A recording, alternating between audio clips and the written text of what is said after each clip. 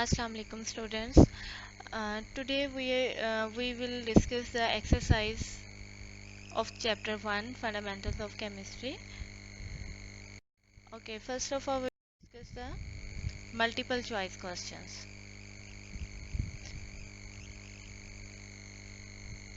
Okay. The first MCQ is industrial chemistry deals with the manufacturing of compounds. Compounds की जो है वो यहाँ पे पहला क्वेश्चन क्या है हमारे पास के इंडस्ट्रियल केमिस्ट्री में हम मैन्युफैक्चरिंग तो करवा रहे होते हैं कंपाउंड्स की, तो वो किस लेवल पे करवा रहे होते हैं। यहाँ पे 4 ऑप्शंस दिए हुए हैं। इन द लेबोरेटरी करवा रहे होते हैं, माइक्रो स्केल पे करवा रहे होते हैं, माइक्रो का मतलब है कम स्केल पे कर रहे होते हैं, ऑन कमर्शियल स्केल कर रहे होते हैं, ऑन इकोनॉमिक स्केल कर रहे होते हैं।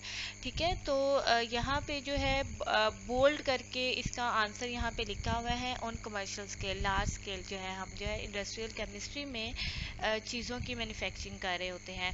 ओके, हर एमसीक्यू को अगर गौर से देखें तो यहाँ पे ब्रैकेट में ये चीज़ मेंशन होगी कि बोर्ड के पॉइंट ऑफ व्यू से ये एमसीक्यू कितना इंपॉर्टेंट है या क्वेश्चन कितना इंपॉर्टेंट है। उसके साथ यहाँ पे यानी ये गुजरांवाला बोर्ड में आया हुआ है, सरगोदा बोर्ड में आया, बहावलपुर बोर्ड में आया हुआ है। ठीक है, तो ये चीज़ें जो हैं ये आपने साथ साथ नोट डाउन करते जाना है कि कोई कौन सा क्वेश्चन या एमसीक्यू कितना इंपॉर्टेंट है बोर्ड के पॉइंट ऑफ व्यू से। Okay, the second question is which one of the following can be separated by physical means. क्या चीज़ है जिसे हम फिजिकल मीन्स से जो है वो सेपरेट कर सकते हैं।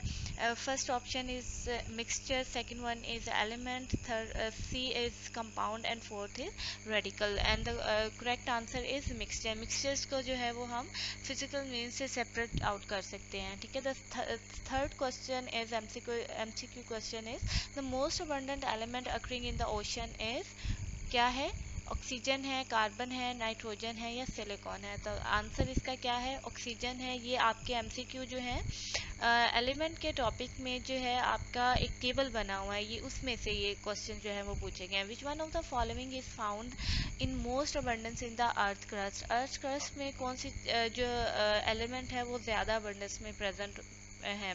ठीक है, तो first option is oxygen, second is aluminium, third one is silicon, fourth one is iron.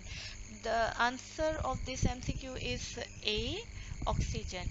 And the fifth question is the third abundant gas found in the atmosphere is option A is carbon monoxide, B is oxygen, C is nitrogen and fourth one is argon.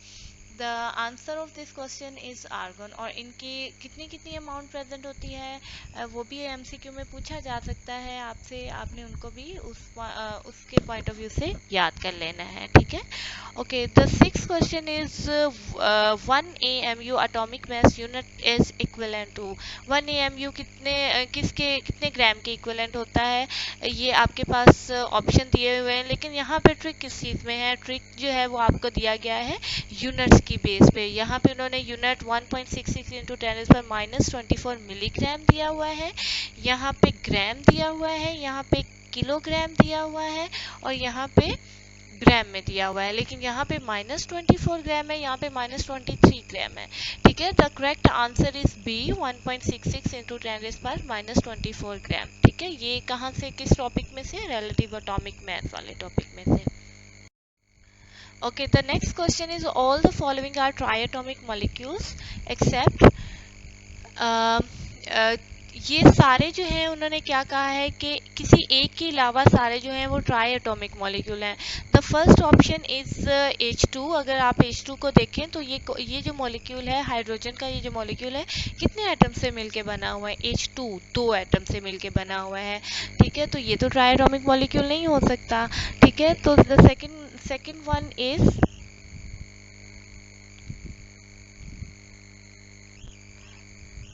okay, the second one is O3, third one is H2O and fourth one is CO2। और अगर आप इसको गौर से देखें तो आपको पता चलेगा ये तीनों जो मॉलिक्यूल्स हैं ये ट्राई एटॉमिक मॉलिक्यूल्स हैं। ठीक है, तो the correct answer of this MCQ is a, H2। ठीक है, H2 जो है वो ट्राई एटॉमिक मॉलिक्यूल नहीं है। ठीक है, the next MCQ is the mass of one molecule of water is, ये कितना है, ये भी हमने पीछे जो है टेस्ट यू सेल्फ में भी ये किया था, जो है न्यूमेरिकल्स कुछ सॉल्व किए थे, उसमें हमने हमने देखा था कि 18 एटॉमिक मास यूनिट है, इसका आंसर तो वो किस तरह से आता है, ठीक है। तो इसका फॉर्मूला अगर हम देखें H2O है, H2O को अगर उसका आप कैलकुलेट करें, अगर एटॉमिक मास की बेस पे इसको हम कैलकुलेट करें तो इसका मास कितना बनता है, 18 AMU बनता है। ओके, द नेक्स्ट जो है MCQ is the molar mass of H2SO4 is, H2SO4 का मोलर मास कितना बनता है। आपने इसको सॉल्व करके चेक कर लेना है, और इसका जो मोलर मास जो होता है उसका यूनिट जो होता है वो किस में आ रहा होता है, ग्राम में आता है। मोलर मास किस में हम कैलकुलेट करते हैं, ग्राम में करते हैं। तो आपने 98 एटॉमिक मास यूनिट नहीं लगाना, 98 ग्राम इसका आंसर है द मोलर मास। और आप इसको कैलकुलेट करके ये चीज़ देखेंगे कि वाकई ही इसका आंसर ये आ रहा है या नहीं, ठीक है। Okay, the 10th one is molar mass is usually expressed in gram. Which one of the following is molar mass of O2 in AMU? ठीक है, ये भी वही बात है कि आपने जो है मोलर मास जो है उसको हम एक्सप्रेस करते हैं ग्राम में। तो वो कह रहे हैं कि ऑक्सीजन जो होता है O2 का, ठीक है, O2 का क्या होगा, 16 एटॉमिक मास होता है वैसे ऑक्सीजन का। अगर ये O2 की फॉर्म में है तो आपने इसका जो है कैलकुलेट कर लेना है। 16 को 2 से मल्टीप्लाई करेंगे तो ये क्या आता है, 32 आता है इसका answer, 32 AMU atomic mass unit. Okay, the next one is how many number of moles are equivalent to 8 gram of carbon dioxide? अब कार्बन डाइऑक्साइड के नंबर ऑफ मोल्स आपने फाइंड करने हैं। फॉर्मूला आप लगाएंगे नंबर ऑफ मोल को calculate करने वाला, ठीक है। कार्बन डाइऑक्साइड का मोलर मास आपको निकालना आता है, ठीक है, 44 ग्राम पर मोल है, ठीक है। तो उसके बाद आपने 8 को 44 से जब आप डिवाइड करेंगे तो आपके पास आंसर क्या आ जाएगा, 0.18 जो है इसका आंसर आएगा मोल्स में, ठीक है। ये आपने खुद न्यूमेरिकल ये सॉल्व किए हुए हैं पीछे, आपने इनको दोबारा प्रैक्टिस कर लेना है कि इसका आंसर 0.18 आ रहा है या कुछ और आ रहा है, ठीक है। नेक्स्ट क्वेश्चन है which one of the following pairs has the same number of ions, ठीक है। अब आयंस जो है ये आपने कैलकुलेट करने के भी पीछे आपने पढ़ा हुआ है कि अगर आपने नंबर ऑफ आयंस किस में हम फाइंड आउट करते हैं, हम फॉर्मूला यूनिट्स में की जब हम बात करते हैं तो उसमें जो है हम जो है जितने भी ये आयोनिक कंपाउंड्स हैं उसमें हम इसको कैलकुलेट करते हैं, ठीक है। तो आपने जो है सबका जो है वो नंबर ऑफ आयंस जो है वो फाइंड आउट कर लेने हैं। अब वो किस तरह से फाइंड करने हैं, हर MCQ के लिहाज से आपने इसको फाइंड आउट करना है। 1 मोल ऑफ NaCl और 1 मोल ऑफ मैग्नीशियम क्लोराइड, ये दोनों जो है सॉल्ट हैं, आयोनिक कंपाउंड्स हैं, लेकिन आपने क्या करना है, इनको जो है सेपरेट जो है इनके नंबर ऑफ आयंस जो है वो कैलकुलेट करने हैं। सबसे पहले हम फार्मूला यूनिट उसका निकालते हैं। फार्मूला यूनिट किसके इक्वल होता है कि नंबर ऑफ मोल्स को आप मल्टीप्लाई कर देते हो एवोगाड्रोस नंबर्स के साथ, और वो जो आंसर आएगा उस आंसर को आपने क्या करना है, उस आंसर को आपने देख लेना है कि यहाँ पे NaCl में कितने आयंस प्रेजेंट हैं। इसमें जो है Na और Cl 2 आयंस प्रेजेंट है, तो आपने 2 के साथ उस आंसर को मल्टीप्लाई करना है, ठीक है। सिमिलरली आपने जो है मैग्नीशियम क्लोराइड के लिए भी यही करना है कि पहले आपने उसके फॉर्मूला यूनिट कैलकुलेट करने हैं कि आपने मोल्स को, अगर ये 1 है, 1 को एवोगाड्रोस नंबर से मल्टीप्लाई करना है तो वही वैल्यू आएगी, और वो जो आंसर आना है उसको आपने यहाँ पे देखें कितने आयंस हैं, ये 3 आयंस हैं, 1 मैग्नीशियम 2 क्लोराइड आयंस, ठीक है। तो ये 3 आयंस बनते हैं, इनको फिर जो आंसर आएगा उसको आपने उससे मल्टीप्लाई करेंगे तो दोनों की वैल्यूज जो होगी वो सेम नहीं आएंगी, ठीक है। इसी तरह से आपने बी ऑप्शन को भी सॉल्व करना है, सी को भी, डी को, तो आपको पता चलेगा कि सी ऑप्शन जो है इसका आंसर जो है वो एग्जैक्ट बिल्कुल सेम आता है कि 1/2 मोल्स को आपने 1/2 मोल्स के साथ अगर आप कैलकुलेटर पे यूज़ करना चाहते हो, अगर 1/2 को आप 0.5 करके करना चाहते हो तो भी आप उस तरह से कर लेंगे अपने ईज के लिए, ठीक है। ओके, जब इसका आंसर क्या आया है, इसका आंसर सी है, ठीक है, क्योंकि जब आप इसके जो है नंबर ऑफ आयंस देखते हैं या इसके नंबर ऑफ आयंस देखते हैं तो ये दोनों सेम क्वांटिटी आती है इसकी। Okay, the next one is which one of the following pairs has the same math. Okay, math calculate करने का फॉर्मूला भी हमें पता है कि मोलर मैथ को नंबर ऑफ मोल से जब मल्टीप्लाई करेंगे तो आपके पास आंसर क्या आ जाएगा, आपके पास मैथ इन ग्राम आ जाएगा। तो यहाँ पे आपने क्या करना है, 1 मोल ऑफ कार्बन मोनोऑक्साइड है, कार्बन मोलर मैथ आपने सबके देख लेने हैं। कार्बन मोनोऑक्साइड का अगर मोलर मैथ देखें, नाइट्रोजन जो है इसका मोलर मैथ देखें, N2 का, इसी तरह सबके आपने मोलर मैथ सेपरेटली जो है वो निकाल लेने हैं और उसके बाद आपने मैथ कैलकुलेट करना है। तो इसका आंसर क्या आ रहा है, इसका आंसर ए आ रहा है। अब किस तरह से आ रहा है, कार्बन मोनोऑक्साइड का अगर मैं आपको कहती हूँ कि मोलर मैथ क्या आ रहा है, इसका मोलर मैथ आ रहा है 28। अब 28 कैसे आया, कार्बन का क्या होता है एटॉमिक मैथ 12 होता है, ऑक्सीजन कितना है 16 है, इन दोनों को जब आप प्लस करेंगे तो आपके पास आंसर क्या आता है 28। सिमिलरली अगर आप नाइट्रोजन का एटॉमिक मैथ देखें तो वो कितना होता है 14 होता है। 14 में अब और ये यहाँ पे किस तरह N2 की फॉर्म में है, तो 2 टाइम जब इसको आप जो है वो मल्टीप्लाई करेंगे या प्लस करेंगे सॉरी, तो ये आपके पास 28 ही आता है। 2 है ना, तो 2 1 और 1 2 होता है, तो 14 प्लस 14 करेंगे तो कितना आएगा 28 आएगा। तो ये आंसर जो है बिल्कुल करेक्ट आंसर है, ठीक है। Okay, now the short questions. The first short question is define industrial chemistry and analytical chemistry.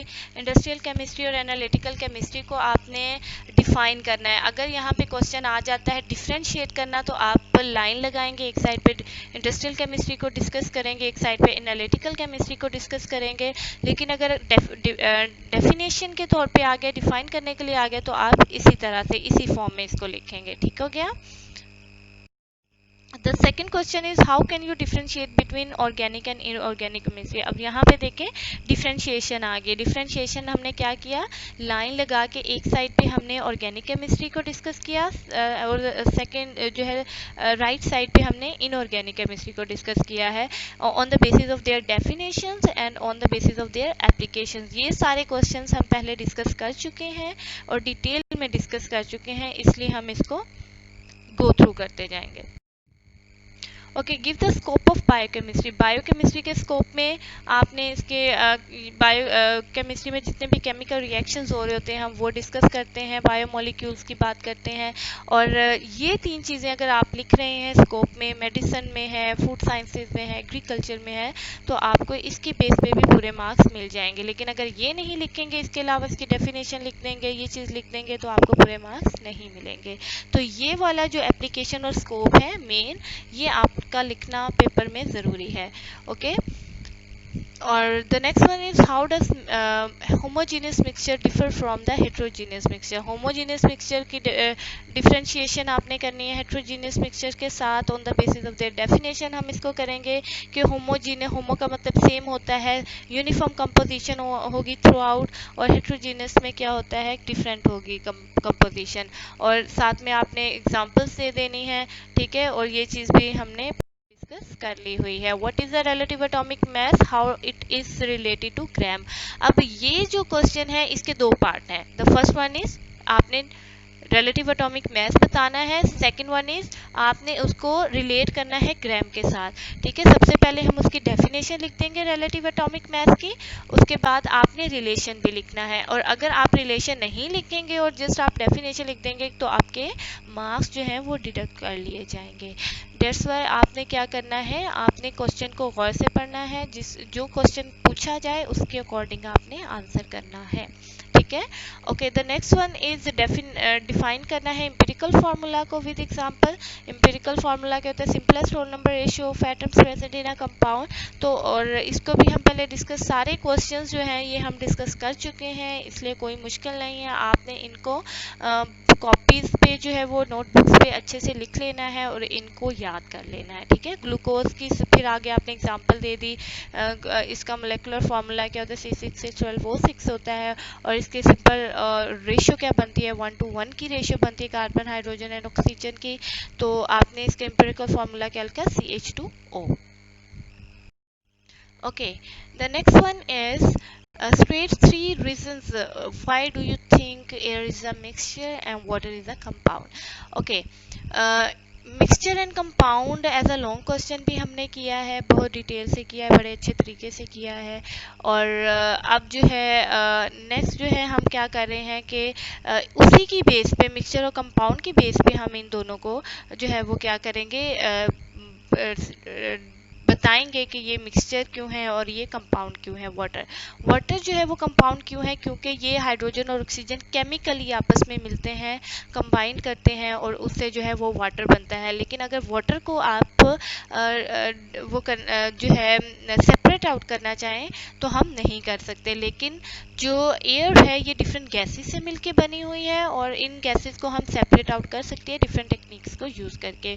Water जो है उसमें फिक्स रेशियो होती है ऑक्सीजन एंड हाइड्रोजन, हाइड्रोजन और ऑक्सीजन की, और अगर इसी फिक्स रेशियो में ये मिलेंगे तो वो वाटर बनाएंगे। अगर ये रेशियो थोड़ी सी भी कम ज़्यादा होगी तो वो वाटर की जगह पे कोई और जो है वो कंपाउंड बन जाएगा। जबकि एयर जो है ये क्या है, ये इनमें फिक्स रेशियो या नहीं होती डिफरेंट गैसेस की, ठीक है। और द नेक्स्ट पॉइंट जो है हम डिस्कस कर रहे हैं वो क्या है, वाटर जो है इसका मेल्टिंग और बॉइलिंग पॉइंट जो है वो क्या होता है, शार्प होता है।